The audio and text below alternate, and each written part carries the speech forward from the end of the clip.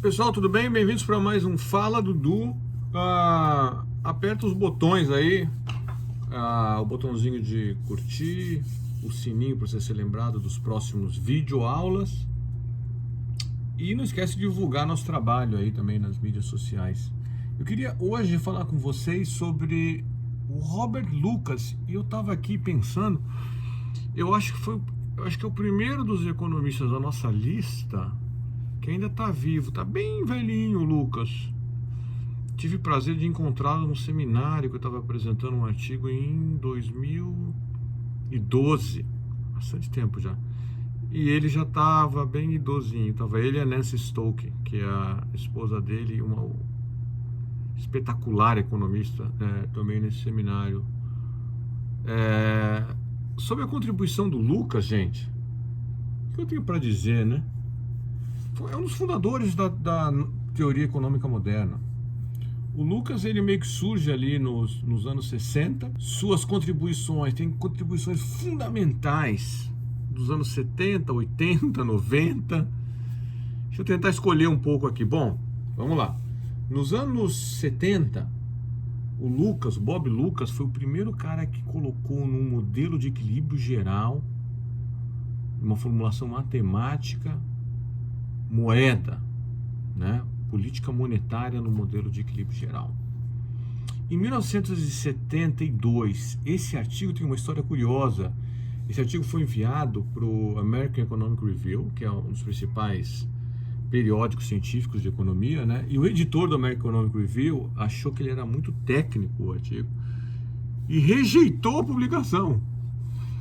E o Robert Lucas ele já entendia a importância daquele trabalho e ele ficou meio revoltado. Ele falou: pô, a American Economic Review virou a Business Week agora, então que se tem equação matemática não pode publicar. Foi uma coisa que marcou, acho que, a história das grandes publicações, né? Esse paper que virou um paper essencial para a economia, que se seguiu após os anos 70, né? Essa formulação matemática e tal, mais pesada. Foi rejeitado no principal periódico, acabou aparecendo num periódico menor, que é um periódico mais matematizado mesmo, o Journal of Economic Theory. Uma daquelas grandes injustiças, né, no mundo acadêmico. O Robert Lucas continuou estudando impacto de política monetária, ele queria entender os impactos reais de política monetária, e ele vem com a primeira invenção de modelo que gera impactos de política monetária, que era um modelo com assimetria informacional. Então a ideia era basicamente, isso é 73, um ano depois, quando esse paper é publicado.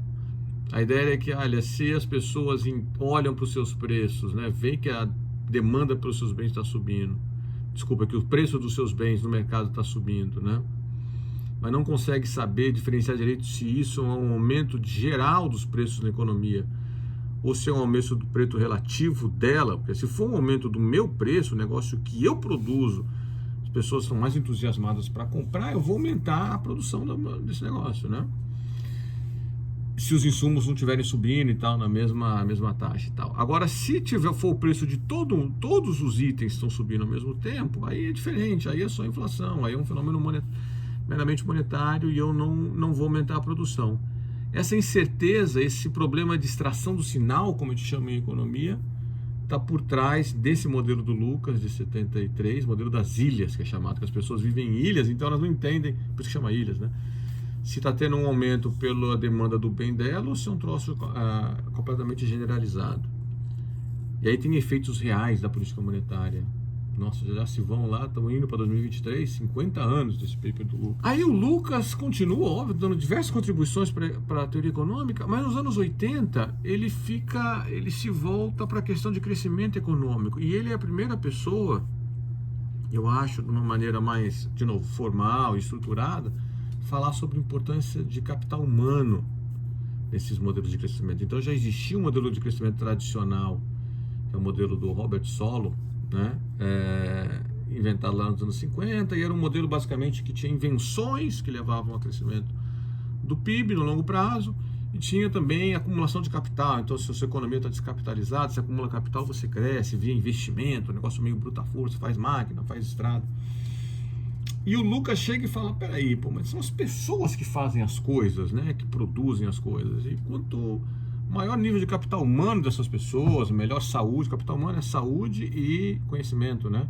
Conhecimento teórico e conhecimento prático também adquirido no trabalho.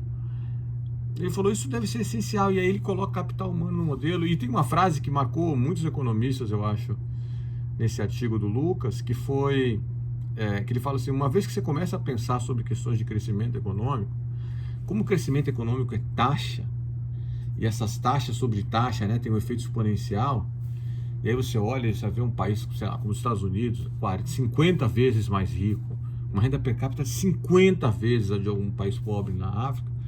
Você fala, pô, esse negócio é a coisa mais importante do universo, né? Tentar entender isso. E ele fala isso, você não consegue parar de pensar nisso ou pensar em outra coisa, uma vez que você começa a olhar esses números, né, sobre diferença de renda per capita dos países e tal. Isso é uma frase famosa do Lucas. Então o Lucas foi um líder intelectual, muitos anos, boa parte da carreira dele na Universidade de Chicago, também teve em outros lugares.